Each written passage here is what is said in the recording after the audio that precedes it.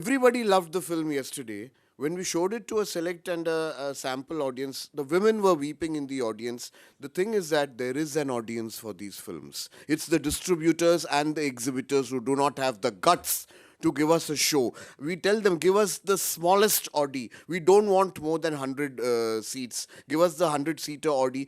Find it full every week. Take it to the second week. Increase it cinema by cinema. Do not charge 300 rupees for a Mai Ghat. No one's going to come and watch Mai Ghat for 300. Charge us 100 rupees. You will get more footfalls at 100 rupees than at 300 rupees. They refuse to change their policies. The distributors do not want to take the chance or the risk. How do you expect these films to reach? I mean, we want our films to reach the maximum audience. We find the festival route because this is where it takes off, you know.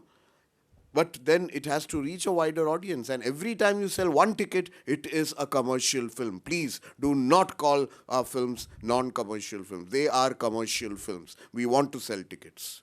Uh, No, the Indian government has a history of not supporting art.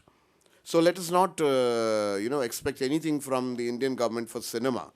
But there are subsidies, like in Maharashtra, they give you a subsidy for this thing, which is very useful for a producer to recover a lot of their expenses. But I wish, like in most of the European countries where films are produced by government agencies, I wish the government would come forward and acknowledge. I mean, they can put a minimum standard of, or a criteria of merit for a film. Only then would they support it. But we would welcome that, and I wish we would do it. I mean, I don't think in India anyone takes cinema seriously.